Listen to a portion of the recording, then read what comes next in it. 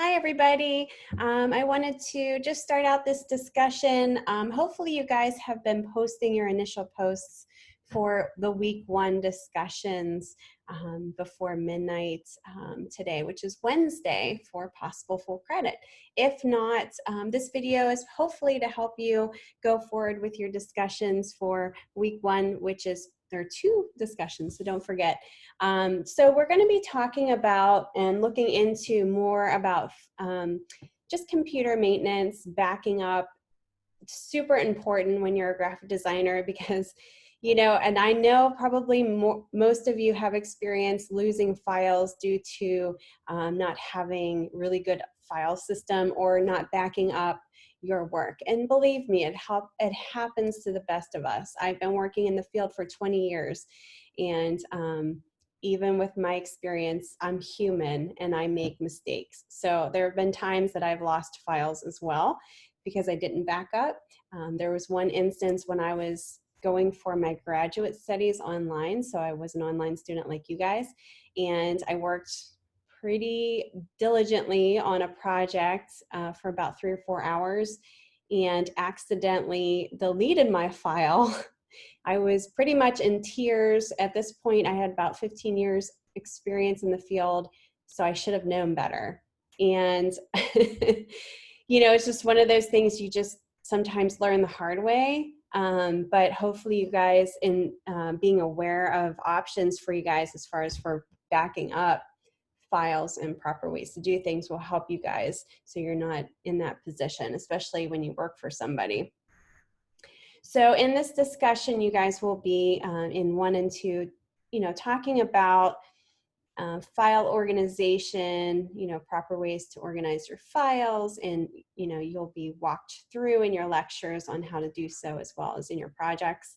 I just wanted to share with you some of the things that I have worked with, and you probably have heard about what you're going to be exploring in this discussion are different types of backup systems that you have available. If you're on a Mac, you will find out that Time Machine is on your computer. It's built in, and it will back up your files daily, sometimes within hours. You can set, you know, your backup times that it just automatically does it for you.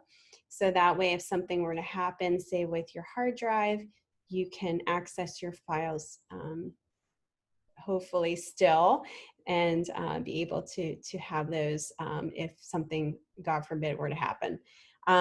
So Time Machine is for a Mac. A PC does it a little differently. I don't have a PC, but the instructor should walk you through, if you do have a PC, those options for backup. Now, there's other backups too that are external that we're going to be looking into. Most of you probably have heard of the thumb drive.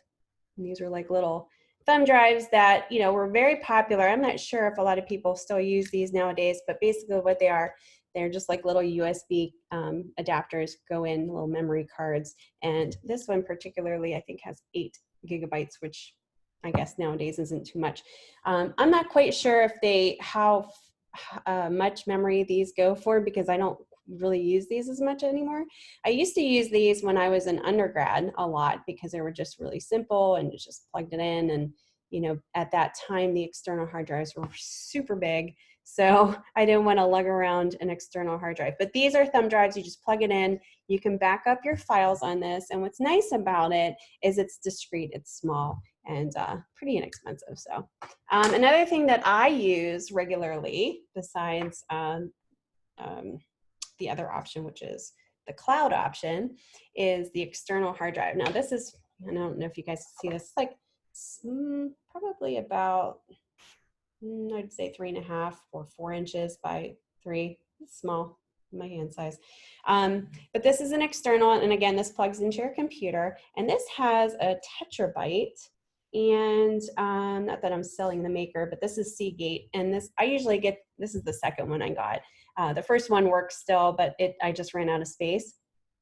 But this is great for a lot of space, so you can put pictures, work, videos, free up your computer for more important stuff and backing up. So this is great because it's They make them very small now, and they have a lot of space, and you just plug in your computer. The only downside is if you're meeting a client, you know, it's something that you kind of have to bring extra to the meeting, or you have to lug it around, or if something happens to this physically, that's when you're in trouble.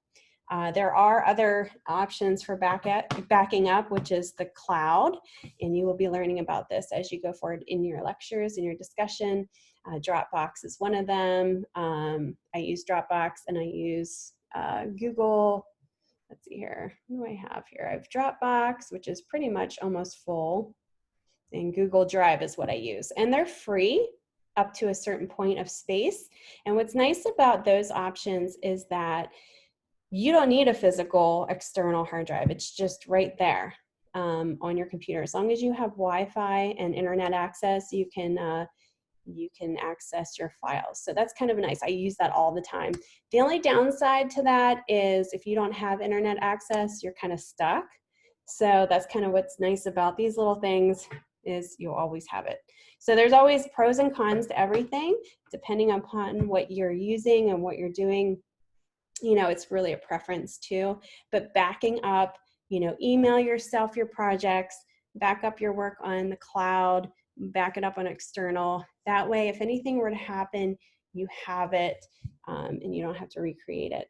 Okay, so I hope this helps. Enjoy and go forward with your discussions. All right, guys.